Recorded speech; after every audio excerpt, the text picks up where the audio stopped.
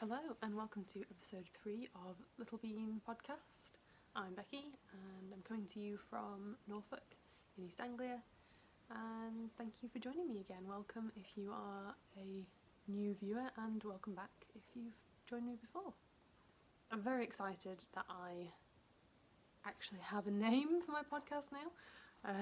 I've just been saying the podcast, but yeah, I decided to go with Little Bean, which is the name of my Etsy shop. I thought that we'll just keep it all together and not worry about names. It's just easier if I just have one name that I need to remember. So yeah, I have got a very large mug of tea, which will hopefully stay warm and keep me going throughout the podcast. I am just going to say right at the top of the episode, I apologise for any scrabbling, scraping noises, any potential knocks on the tripod. We have 2 new kittens who I'm sure I'll introduce you to at some point during the podcast, and they are very interested in my tripod, and there we go, she's there now. Very interested in my tripod, very interested in what I'm doing. And they are completely mad. Here, I can grab one now. Come here, sweetie. So this one is Edith. Oh. And we might meet Florence later. They are about 4 months old and they are definitely keeping us on our toes. So yeah, I might talk a little bit more about those, about them at the end of the podcast in the life stuff part of the show. But yeah, for now, let's just get straight on into the knitting content.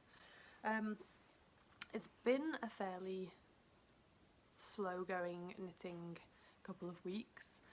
If you watch my last episode, then you'll know that I've been test knitting a pattern for Zanette Knits, is what she's called on Instagram and on Ravelry, so there'll be links to her below. I've been knitting her my first cardi, which is like a baby children's cardigan, and I have been very good and I've been pretty monogamous on it. I really wanted to be able to get it done. I had planned to have it done before this last weekend. That didn't happen. That didn't happen. But I'm still going on it, but I'm pretty much done with it. Oh, we have another kitten. Oh no, she's gone. I'm pretty much done with that knit now, so I can show you the progress I have made. So there we go. I have joined the sleeves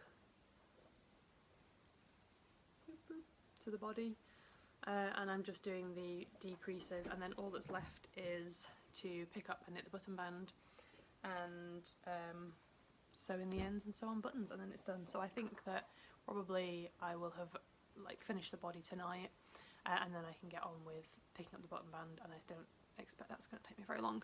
I have typical.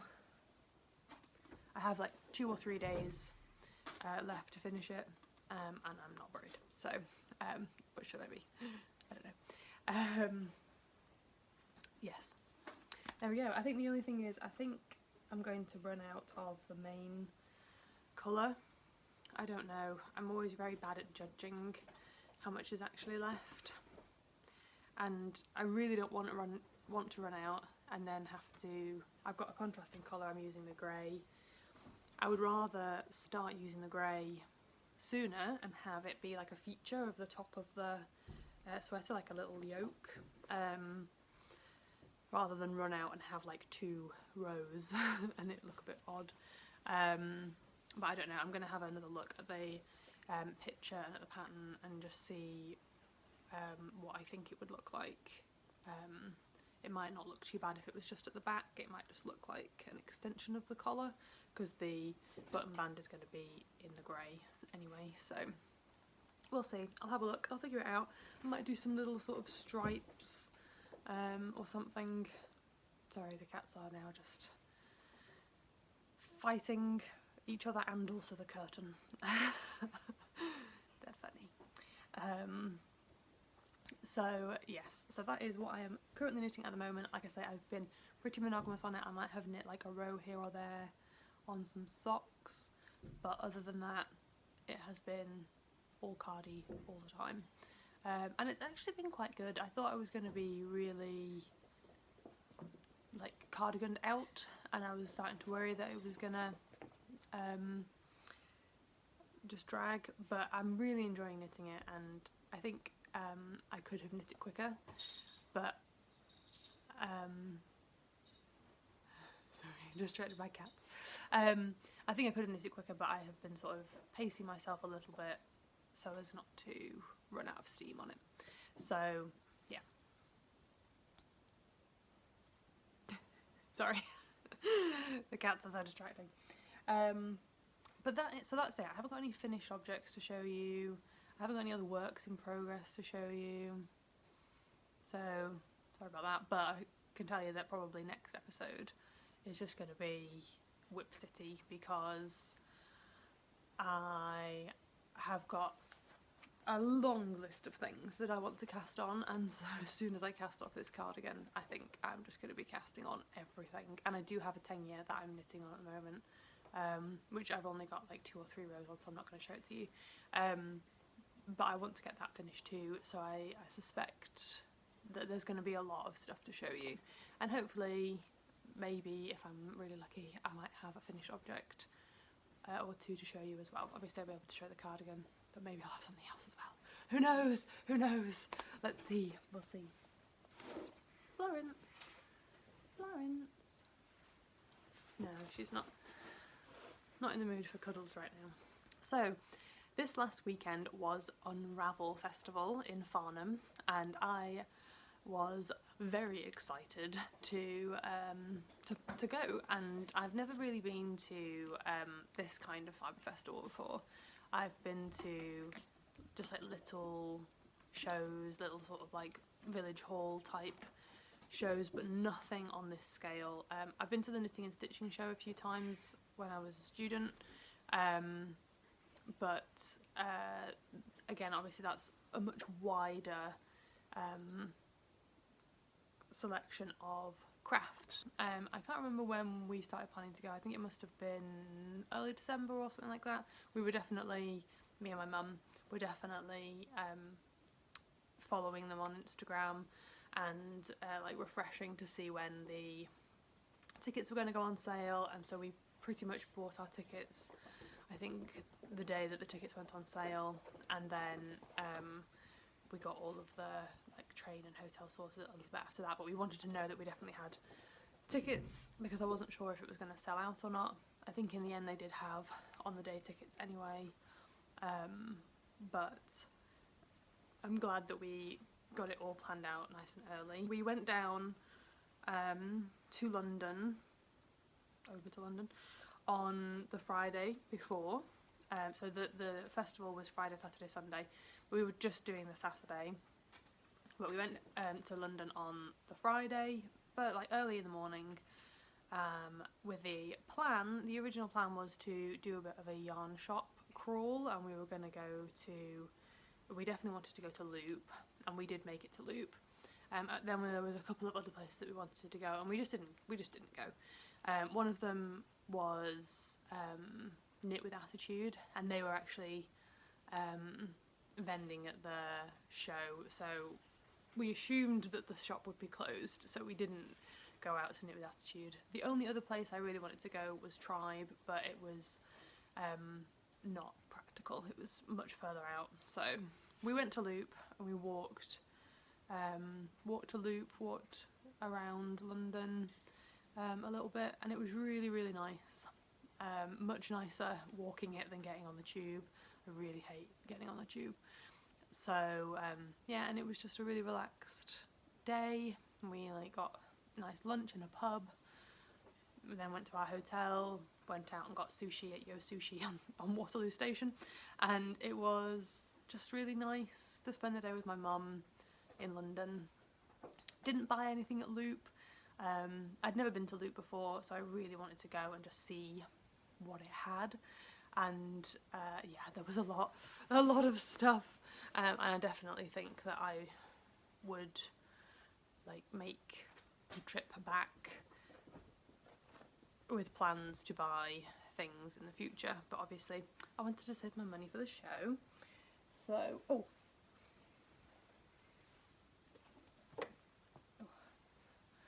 this is Florence. Okay.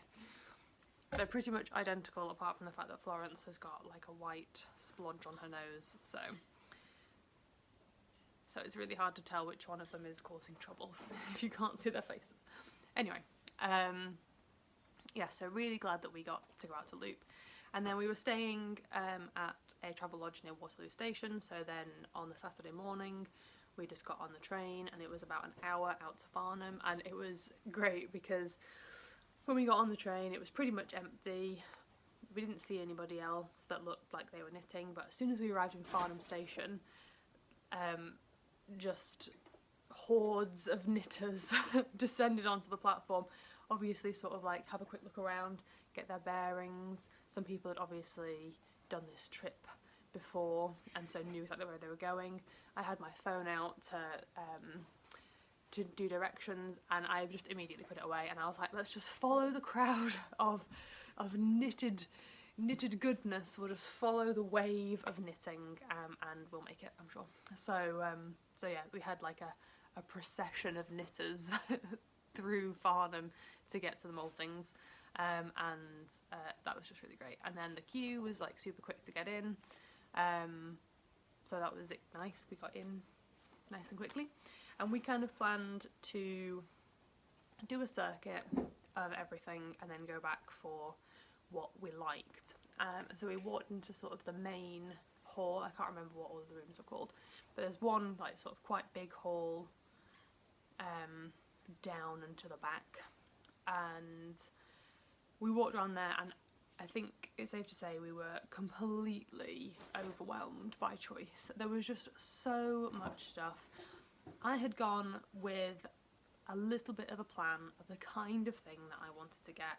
I really wanted to buy enough yarn for a Mazzy cardigan, which is a pattern by, I think she's called Elizabeth Smith, but I'm now questioning myself. I was going to open it on my iPad and I didn't. I'll put her name down here. But I wanted to make the Mazzy cardigan, and so I was kind of tunnel visioned a little bit on that, but I also knew that I wanted to maybe pick up a couple of mini skeins, maybe like one from a couple of different stalls. I knew for sure that I didn't want to just come away with like skeins and skeins of like sock yarn, like completely like mismatched, can't use them together, you know. I wanted to be really selective about what I came home with, so that I didn't just fill my stash with yarn that was like too nice to use, because that's always what I do. I buy a skein of something thinking, oh, it's fingering weight, I can use it for socks, I can use it for a shawl, and it's not enough for a shawl, and I think it's too nice for socks. So I was like, I'm not doing that. So I had planned before we went the patterns that I was interested in making, and was going to just get yarn for that. And yeah, it was like too much choice. I didn't have specific enough things in mind to do that. I think if I had, what I should have done is made a much bigger list of patterns that I wanted to make, and just made myself like aware of what I required for each one, so whether or not I needed a couple of different main like solid colours and then maybe like a variegated yarn or something like that, you know, for like, ooh. Are you okay, kitten? You know, if I was going to make like a Fair Isle, something Fair Isle or with some colour work in or whatever, what kind of things was I looking for, just to sort of like make myself more aware of what patterns were out there that I wanted to make. But I didn't really do that. I looked quite specifically at like 2 or 3 patterns, so then when I wasn't seeing exactly what I wanted, obviously that then meant that I was kind of struggling, and I was, yeah, like I say, I was totally overwhelmed. So we went round the first hall and we thought, right, we'll come back, we'll go and look in some other places. looked around a couple of other rooms, and I'd have to say that I did find the building a little confusing. They had plenty of signs, and there was a map in the like booklet. I haven't got the booklet with me. There was a map in there, but I didn't find it the most sort of logical to just move around. I felt like we had to make an effort to make sure we saw everything. But all the rooms were really nicely laid out. There was just one room, I think, that had 3 or 4 stalls in, that was really small, and it was quite difficult to get into, and very difficult to look around. But the stall holders seemed to be quite happy. They were definitely like interacting with people. People weren't like avoiding the room. There was like almost like a queue to get in and things like that. So it seemed to work for them, but it just seemed so tiny and tight in there. So I didn't really look in there as much as maybe I would have liked to. But other than that room, the rooms were really nicely laid out, plenty of space to move around, a nice variety of things in each room, so you weren't going into rooms and it was just all yarn. Like some rooms had like some accessories in, or like notion bags, things like that. So it was really nicely organised. But once we'd sort of gone around the big room and maybe gone around one of the other smaller rooms, we obviously just decided that we just needed to start buying things. I was feeling very much like I didn't want to spend any of my money, because I thought, well, I don't want to spend money here now and then find something later that I would have preferred to have bought. So I was like quite sort of protective of spending my money. But then I feel like this happens a lot, and then you buy something and that's it, and like the floodgates open and you feel like it's okay to buy stuff, and then you buy more stuff.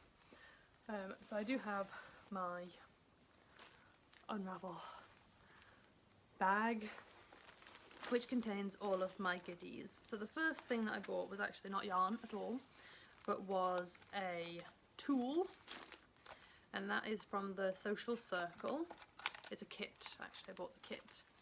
I bought the tassel earring kit, and this was the tool that really caught my eye, and I was quite interested in it. It is a 5-in-1 tool. You can make pom-poms, tassels, friendship bracelets, cords and braids, small weavings. Oh, and then it says and infinite possibilities. So so yeah, you can use it as a little loom. You can thread it up and make like, she'd made like little, almost kind of, I don't know if you'll be able to see, like almost like a little brooch, tiny little weavings. You can make cords, you can make friendship bracelets, you can make pom-poms, and here are some tassels. So I got, yeah, like I say, I got the tassel earring kit, and I thought this would be particularly good, and she mentioned this as well, that children find this to be a really great way of learning how to make pom-poms. And like really young kids can do the winding, and then you might just have to tie for them, but then she said from like 6 or 7 they can make them completely themselves. So I thought that would be really fun. Maybe try it with Aiden. He was really, Aiden, my son, he was really interested in the tool itself, but he wasn't interested when there was wool on it. He was like, stuck, keep trying to pull the wool off. So so yeah, but that is that, and the kit comes with the loom, tool, some embroidery, thread, and then the earring fixturey things to make 2 pairs. So I'm really excited to try those. I had wanted to buy some jewellery while I was there, but I bought that instead. So, so kind of, that's fine, I think. I'll definitely be using the tool though for making pom-poms, because I am dreadful at making pom-poms. So that's going to be really useful, and I really like the little loom part as well. So yeah, very interested in giving that a try. So that was the first thing I bought, and then in the same room was a new dyer, new to me and also new to dyeing, I guess. He has been dyeing, I think he said he'd been dyeing for about 10 months. and this was his first show, and I was honestly like, his store was amazing. It wasn't huge, it was just sort of like, we'll say modest, you know, a little table with some little shelves on, and then he had 4 shawls hanging on the wall, and sort of as we came over to the stall, he said that he had some kits out that were made up so that you could make the shawls that were hanging on the wall. So there were 3 shawls that needed 3 skeins and 1 shawl that needed 4 skeins, and he had the packs laid out, but then he said obviously you can pick your own like skeins and do whatever, but yeah, 3 skeins for these 3 and 1 skein and 4 skeins for this other one. And just the way that he'd done it was like excellent. A lot of stalls had examples of the things that you could make with their yarn, but because there was like tops or hats or socks or shawls or whatever, there was like so much choice. Again, it was that sort of overwhelming thing of like, oh, I don't know if I want to make a top or if I want to make a shawl, and I don't know if I want to make a hat. But this guy Ted, he's Ted Knits UK, and because he just had the shawls out and they were really nicely knit, they were well blocked, they were well displayed, there was a variety of shawls, and it basically just meant that there was no way I was going to be walking away from his store without 3 skeins of yarn at least. I saw a shawl that I wanted to make, and I was like, well, there we go, I've seen this shawl, and now I'm going to buy 3 skeins of yarn from you to make this shawl. And then he'd laid out the packs so that I think there were 3 or 4 kits, and none of them spoke to me. The colours that he had laid out were not colours that I wanted to knit them in, which is fine. But because he'd laid them out still, he had like a variegated yarn, and then 2 solid colours that were really drawing from the speckles and things in the variegated yarn. So that just almost told me what I needed to buy. I needed to buy a speckled variegated yarn, and I needed to buy 2 solid yarns. And so basically I needed to just pick my favourite variegated yarn. He had a nice selection of different colours, and then I needed to pick 2 colours that I thought went well with it. And it was so easy and so much fun to look at and like hold different yarns next to each other and things like that. It was just great, and he was super friendly, and yeah, it was a really enjoyable shopping experience to just play with yarn. So I came away with 3 skeins. I have caked them up. I'll try and remember to put a picture in now of what they look like in the skeins. But I have caked them up. So this was my variegated yarn, and this one is called Night Waves, and this was dyed for the show. So, and when I went over there was only 2 skeins of this left, so I was super pleased to have got this. But yeah, it's really beautiful. It's got like so many colours in. It's got such a depth of colour. There's like oranges, there's reds, browns, little hints almost of greens maybe.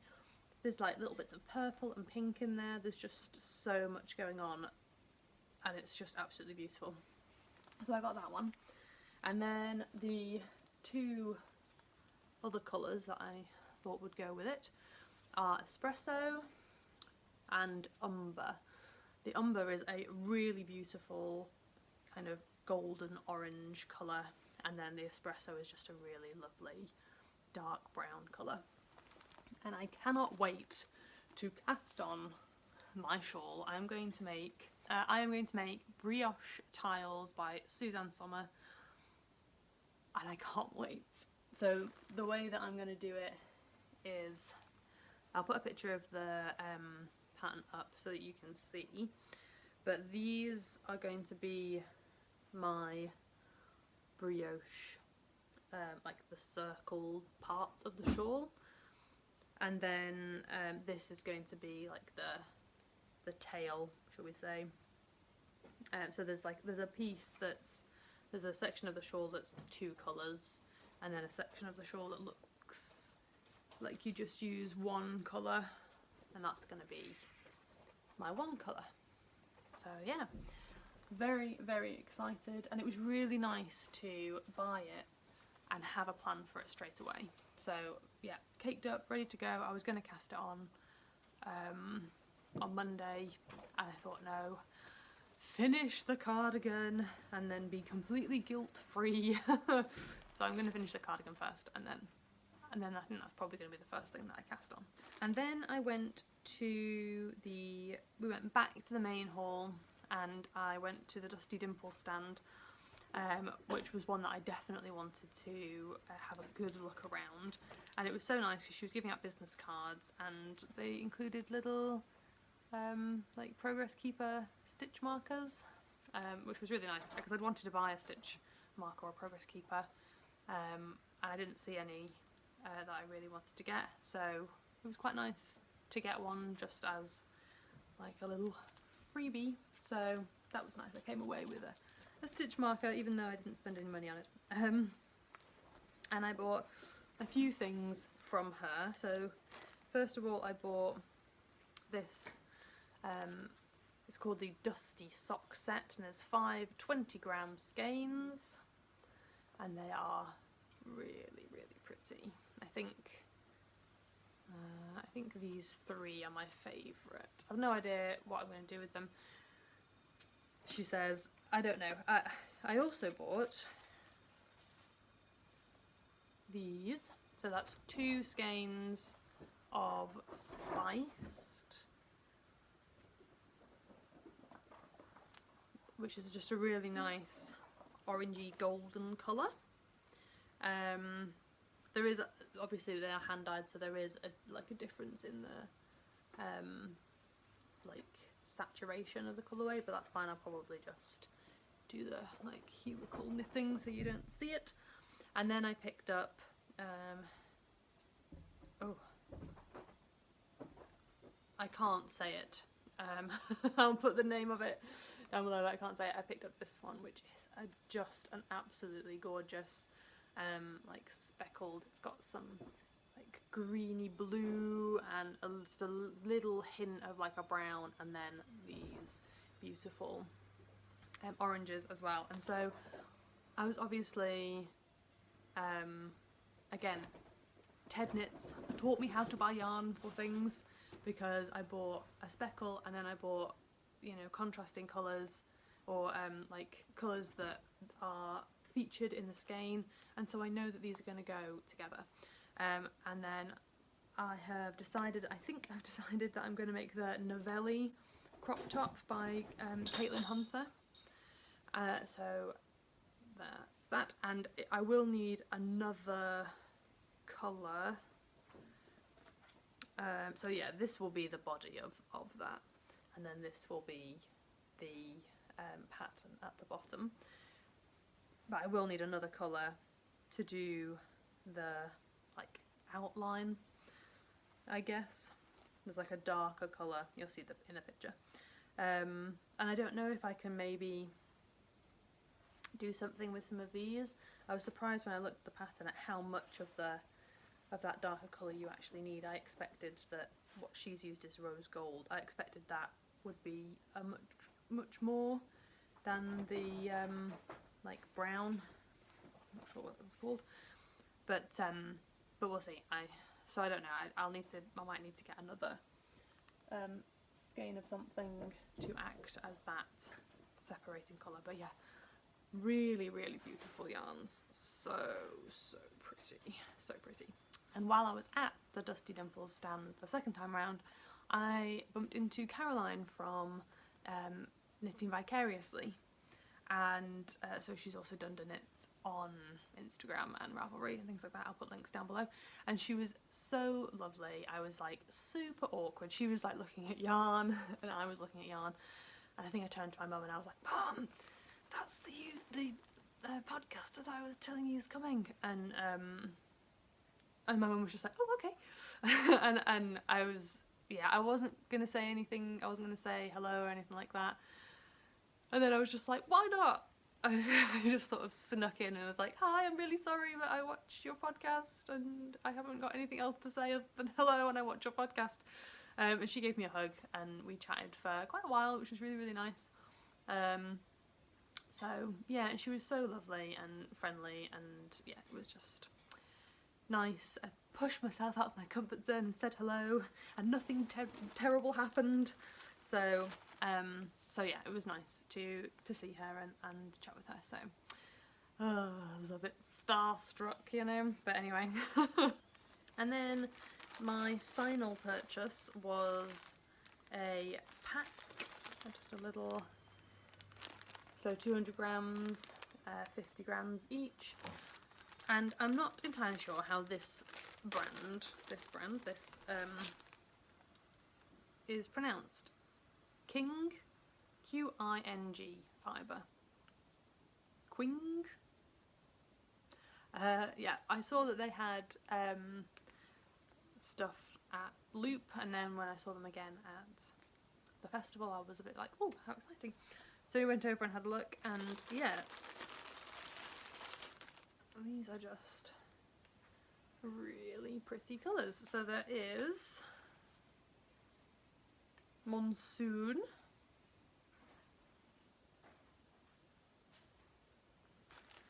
this one is Okinami, and then there's this almost a kind of greeny brown called Dark Forest, and then Sage. Yeah, so I don't know what I'm going to make with this. I can see maybe like a crop top type thing. I'd really like to make a soldotner, but I might need to get like I might need to pick one of these colours and get more of it for it to work. I'm not sure, but yeah, really lovely. And that store was really, really nice. So much nice stuff. But I knew that I wanted to get like a pre-made pack of things. Again, just sort of not wanting to have, not wanting to just buy like individual skeins and have like my stash just not make sense with each other. So I really wanted to, or have been really wanting to kind of curate my stash a bit more when I make yarn purchases, so that I know that I can go to my stash and look at stuff, and even if it's not from the same like company or brand or whatever, then I can still bring things together because I'm getting like a colour palette. So that's my plan. Although now I think I'm on not a strict yarn diet, but I think I have to knit some of this stuff before I cast anything else on, which is fine. That's okay. I think I can do that. So that is everything that I bought from Unravel, and I'm really pleased with that haul. Yeah, I'm glad that I got just a couple of well thought out selections of yarn. So yeah, that's what I bought. Those are my plans for it. I have one other thing that I do definitely need to cast on as soon as I finish the cardigan, and that is the Norwegian Fir Cardigan. It's a top-down cardigan and it's by OGE Knitwear Designs. There'll be links down below. And I'm going to knit this from stash in this Merino Blend DK. It's a King Cole Merino Blend DK, and it's quite soft, very nice. It is white, which is not what I wanted. I'd wanted to buy some yarn for this project while I was at Unravel, and I didn't. I just didn't see anything that spoke to me. So I went stash diving and decided that I did have something that was. appropriate. A friend of mine is having a baby at the end of March, and I wanted to make her something, so I'm going to make her this.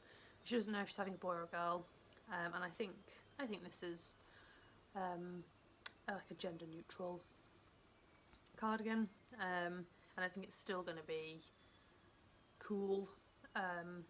So yeah, I think it will be appropriate. Probably will make it in the 0 to 3 size.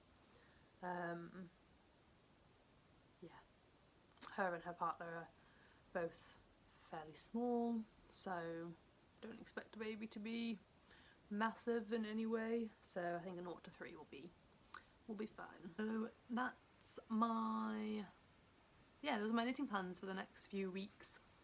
I'm gonna be drowning in whips by the next time I speak to you, I'm sure. But that's fine. Yeah, I think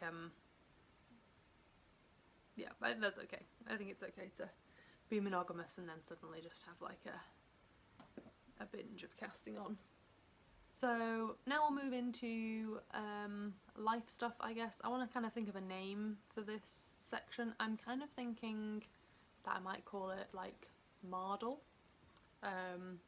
which is a Norfolk word which means like gossip or like chatting.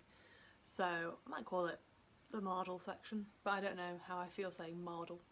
So we'll go with it for now. We're going to move into the Mardle section. And I'm probably saying that really wrong. It's probably like Mardle. No, I don't know. Yeah, so life stuff. Not a huge amount has been going on. We got the kittens last week. We've had them for a week. And we've been wanting to get a cat for quite a while. And we were keen to get one before the new baby comes, so that they could settle before we introduce a small screaming thing to the house. So we were kind of getting to the point where we were like, we would really like to have this cat now, because obviously, you know, you get closer and closer, and we wanted to have a good couple of months for them to settle in and for them to get used to us and for us to figure out what they were like, because I suppose if they were really like aggressive or something like that, or if they had a lot of issues or like any serious health problems that we weren't aware of when we got them, then we would want to know as soon as possible so that we could make decisions on what we needed to do about those things.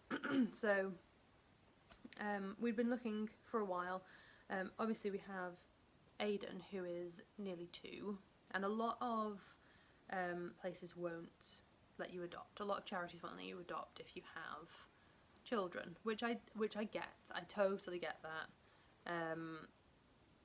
You know, for many reasons, I can see that it is just easier for charities, particularly, to say no, we won't place cats or kittens or any animal with a family with young children. But Aiden loves animals, but he is quite, not scared, but he was quite cautious of them. He liked them if they were sort of over there, but if they were like over here, then he didn't like them. He would get quite upset and would sort of like run away. And for us, animals have always been, you know, a big part of the family, and it was always something that we were intending to do, was to get a cat or a dog or something like that. And so we were kind of worried that the older Aiden got, maybe he might get more and more scared of them, and that it would make it more difficult for us to introduce a pet to the house. So we were really keen to get a cat, but we didn't want to go to a breeder. Definitely didn't want to go to a breeder. But then we didn't have very many options with any charities letting us adopt. So we kind of kept our eye open for just cats that needed new homes, you know, on Gumtree or other sort of like Pets for Homes, I think is where we actually got them from in the end, which they do have breeders on there, but we just didn't go with the breeder. We just looked for, in the description, for information about why they were getting having to get rid of the cats, and we were looking for somebody who was more sort of like, oh, that they didn't fit in with our family, or, you know, they didn't get on with our other pets or whatever, so that we knew that we weren't getting from a breeder. We knew we were getting from somebody who cared about the animal, but they just didn't, the kittens or cats or whatever just didn't fit in with their lifestyle or with their family or whatever. So we were looking for a little while, and we kind of kept being unlucky. People sort of saying like, oh no, they don't like children, or there was one who said that the cat really didn't like men, which obviously is not so useful in a house that's going to have 2 small boys and my husband. So quite outnumbered. I was quite outnumbered. So so yeah, but then originally we had been looking for 1 cat. We've had 2 cats before, and as lovely as it was to have the 2 cats, we were very much like, we just want to have 1 cat. Let's just have 1 cat. And part of me was starting to get a little bit desperate. I think I was really craving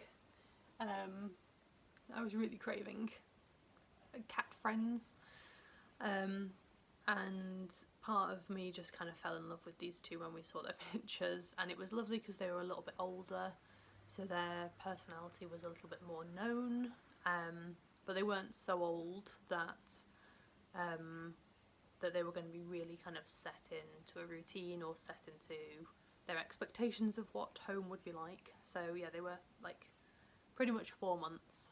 I messaged the lady and said, are they still available? Can we have them? And she said yes, so we went to get them that day. She'd got them to keep her, she had an older cat, and she'd got these 2 to keep her older cat company, but apparently the older cat was just like, no, not interested, don't want these kittens. She really didn't get on with them, so they felt that rehoming them was the best option. So my husband went out to get them and brought them back, and yeah, they have settled in really, really well. They are crazy little balls of fluff, but they are really, really lovely, and Aidan absolutely loves them. He has had no problem with them whatsoever. A couple of like little moments where they've come towards him a little bit too quickly or a little bit unexpectedly, and he's not liked that, but he's like gotten used to them now, and he will sort of play with them and like chase them around a little bit, but he's also pretty good at giving them space, so that's really nice to see. We're definitely still learning with that, but he is very, very good, and we're quite lucky here with our house that there are 2 rooms downstairs that are pretty good sizes, so we can shut the door between the 2. So for example, like when the cats are eating, if Aidan is downstairs with me playing, then we will go into the kitchen and I'll shut the door, and then the cats have the living room, which there is like the place that they spend pretty much 90% of their time. They have that room and it's quiet, and they can eat and they can go upstairs if they want to, and Aidan is contained because he does quite like to narrate their dinner. So and he likes to put their bowl back on the side when they finished eating, and literally like the second that last chunk of food leaves the bowl, he'll like whip it out from underneath them. So it's kind of like, okay, we'll let them eat on their own, and we'll put Aidan away for that. And I think it's good for him as well. He needs to learn that they are animals and they're not toys. So yeah, but he is really, really good with them. Very, very gentle. Very good at giving very gentle strokes and things like that. And they've been very good with him. They haven't, you know, gone for him or anything like that. So so yeah, at the moment they are living harmoniously together. So yeah, and they seem to be very settled. So that's really nice. But other than that, there's not been an awful lot going on. I've been doing a lot of bread baking, which has been very, very good fun. I've really enjoyed that. Nothing particularly fancy or exciting, just some nice bread. But we have an airing cupboard in this house. It's not something we had, like, we had nothing like that in the old house, and the old house was really cold. So it was really hard to get a good prove on any of your bread. But here, I just stick it in the airing cupboard for an hour, and then it's like basically spilling out of the bowl, which I've just remembered broke yesterday, and I was going to make bread, but now I can't because my bowl is broken. I'm now very sad. I might have to go out and buy a new bowl because otherwise we're going to run out of bread. Yeah. So, other than that, baking, cats, yeah. It's been fairly quiet. I think I have been talking for long enough. I think I have, this is probably going to be quite a long podcast. but yeah, I think that is probably all I have to say. Yeah, I do now have an Instagram account just for the podcast. So if you want to follow that, then I'll update there. I'll update on my personal account as well, but I'll update there when I post a podcast, and there will be tags and things like that in the post and on the picture of the post to anybody that I mention. Patterns and everything like that will all be kind of like tagged and linked in there, and that'll be sort of show notes. I'll have links down below, but I'm probably not going to do much in the way of words. It will just be like links. So if you're wanting something more show notesy, then probably check out Instagram. I'm like debating whether or not I need to set up a Ravelry group for the show notes again, and so that I can put links directly to the Ravelry things. I'm thinking I might do one eventually, because I do have an idea for a knit along, or not an idea, but there is a knit along that I would like to do this year, which I have run in the past, and I haven't done this knit along for the past 5 years or so, but I really want to bring it back this year, because this year would be its 10th anniversary. So so yeah, I'm planning on bringing that back. So I will want a Ravelry page for that, so I might just do a page for the podcast, and then that kind of will do a thread for the knit along. So yes, that's the plan. Keep your eye open in the links down below. If there's a page there on Ravelry, then it will be linked down below. But yes, thank you very much for watching. I'm very glad that the kittens have decided to join me for these last few seconds, well, a few minutes really. But yes, thank you very much for watching. Please do like and subscribe, leave me comments down below, just talk to me, tell me stuff. I want to know about your knitting, I want to hear about your knitting life. Come over and talk to me on Instagram as well, and yeah, I will talk to you very soon. Thank you, bye!